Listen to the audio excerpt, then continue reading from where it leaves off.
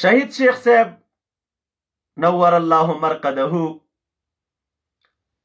هغه داسې هستی وه چې د هیچا نم د هغه ذکاوت، تقوا، دیانت،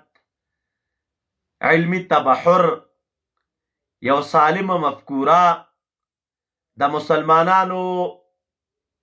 هغه د اتحاد درد او غم چې کوم د ده په زړه کې و نو دا د هیچا نم پټ نه و، هر چا ته څرګند و چې کوم درد د مبارک په دې سالمه عقیده لرو د په زړه کې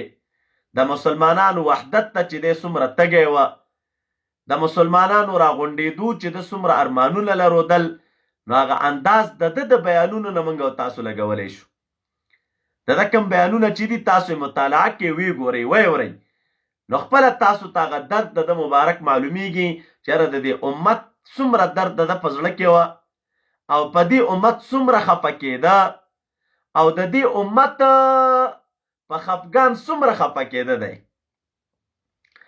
باقي پاتې شو مسله د دې چې کوم خلک ورته غلط غلط نسبتونه کوي، نو نسبت خلک غلط د ده څه شي ته کوي، کومې عقیدې ته د ده خلک غلط نسبت کوي چې دا عقیده د ده خرابه وه. دا تاسو ته مخکې ما ویلي و، بیا هم درته وایم. الحمدلله حضرت شیخ صاحب رحمه الله په زرګونو سوونو شاګردان روزلي او په دې لږ وخت کې دومره شاګردان روزلي چې ځای په ځای باندې هر یو لګیا دی د دین خدمت کوي، د مذهب خدمت کوي، د عقیدې خدمت کوي او هر یو خپل جامع مدرسې لري، په هغې کې په سوونو شاګردان لري. نو الحمدلله حضرت شیخ صاحب محترم نه د دنیا د حیثیته، د مال د حیثیته میراثو او نه علمی میراث دی، د دنیا د اسبابو د لحاظ هم میراث نه. الحمدلله نارینه زامن شته دی، لورګانې موجودې دي، کورنۍ شته دی او دغه رنګې دی مبارک په علمي ډګر کې میراث نه وه، په سوونو شاګردان یې روزلي. دا به څوک داسې د نر بچی را پیدا شي وبوئ چې د حضرت شیخ صاحب رحمه الله دغه عقیده غلطه وه، د دې عقیدې په وجه دا مشکل پکې وه او د ده شاګردان دې د هغې جواب ونه کړي. دا جوابونه د حضرت شیخ صاحب په ژوند مونږه کړي دي. کم خلک چې په بدبویه خولو باندې د حضرت شیخ صاحب نوم د بیادبۍ په انداز کې اخلي او په بیادبه لهجه کې اخلي، نو هغې ته په ژوند مونږ جوابات ورکړي او په داسې انداز کې مو ورکړي دي چې هغه د چا نه مخفي نه دي. نن سبا تاسو ریکارډونه وګورئ، یو ملا دی دلته دا ډېر نن سبا فیسبوکو کې تاویږي را تاویږي، ګر چې نوم اخیستل یې ما ته په ژبه باندې مناسب نه دي چې زه یې واخلم او زه تاسو ته دغه په نوم باندې تصریح وکړم. په هغه شپه باندې چې په کومه شپه حضرت شیخ صاحب رحمه الله شهید وه، هم د ده د خولې نه بدبوی الفاظ راوتل، دغه نه بعد هم بدبوی الفاظ راوځي او پرونو کابل ورځ مې یو کلیپ واورېده، بیا د دې خبیث د خولې نه بدبوی الفاظ راوتلي د حضرت شیخ صاحب په حق کې بیادبي. نو زه دا وایم چې د حضرت شیخ په ژوند او په حیات د تا سره موږ ناستو، دومره وس او توان د تا نه و چې تا د حضرت شیخ په ذات باندې او دغه په عقیده باندې جرحه کړې وای. ستا انداز هلته موږ ته معلوم و، ستا هغه بېځایه بېکاره الفاظ، بېکاره انداز، بېکاره لهجې، بېکاره حرکات چې نن په میډیا باندې ثبت او پراته دي او خلک یې ګوري، نو هغه موږ سره اوس هم شته، خلکو هم کتلي دي. نو زه وایم که په تا کې حیا وی او انسانیت درکې وی او سړیتوب درکې وای، په کار ده د خلکو د نارینو په مخ کې تا بلکل سترګې نه وای غړولې، خو چونکې د دې سړي په حیا څه شی شته نه. او بل عربان وایي چې کلو اناء، هر یو لوښی هغه څه رااړئ چې کوم څه په دې لوښي کې وي.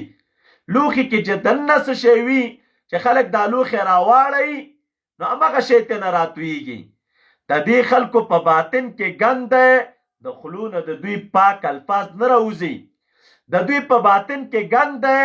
نو د خولو نه د دوی مهذب او ادبي الفاظ نه راوځي. د دوی تربیت بیکاره شوی، د دوی روزنه بیکاره شوې ده، ځکه لهجې سپکې دي، ځکه ویناوې سپکې دي، انداز د وینا یې سپک دی، احترام پکې نشته د علماو، د اسلافو، د مشرانو، بې قدره او ذلیله خلک دي. د حضرت شیخ صاحب په ژوند، د حضرت شیخ د عزت او د هغه د عقیدې الحمدلله موږ دفاع کړې وه او اوس هم موږ تیار یو د خپل شیخ د عقیدې او د نظر دفاع ته. که یو څوک ځان ته نر وایي او په دې ځان ته اهل حق وایي، نو چې دوی دومره لګیایي او د اهل حقو پسې غاپي او شپه ورځې خوله خلاصه کړي او په ډګر دې مسله وکړي موږ به ورسره کینو مشکل به حل کړو دې غپا ته څه ضرورت دی خو بس تاسې ووایم چې د حضرت شیخ صاحب رحمه الله مثال دا په شان ته د سپوږمۍ وخه سپوږمۍ چې راوخیږي نو سپیان غپیږي او د سپوږمۍ په رڼا کې کم کمی نه راځي دغې رڼا ټیم په ټیم باندې زیاتېږي موږ وایي دوی دې غاپي بل دومره به ورته ووایم چې موتو بغیظکم په خپلې غصې باندې مړه شئ او انشاءالله مړه دي ذلیله وو او دغه رنګې ذلیله دي او انشاءالله آینده به بیا هم ذلیلوي په دې شیانو د اهل حقو عزت نه کمیږي د حضرت شیخ حقانیت دا د چا نه پټ نه دی هر چا ته څرګند هر چا ته معلوم دی چای چې بیانونه اورېدلي هغې ته معلوم دوستان لاسه کوي چې د هغې وخت سره دښمنان هم په دې باندې قانع وه چې الله تعالی یو تبحر علمي ورکړی یو لوی انسان امت مسلمه لره ټول امت ته بیا بالخصوص زمونږ او ستاسو په دې هېوادونو کې پاکستان افغانستان کې د سالم عقیدې روزنه یې کړې ده د خلکو د هغې تربیت یې کړی دی نو که د هغې مبارک پسې څوک غاپي او بدې ردې وایي نو د سپي په خوله باندې دریاب نه پلیتېږي غاپي دی د دې په غپا باندې دغه مبارک په قدر کې کم کمی نه راځي دغه په احترام کې کمی نه راځي دغه په عزت کې کم کمی نه راځي بس غلی دی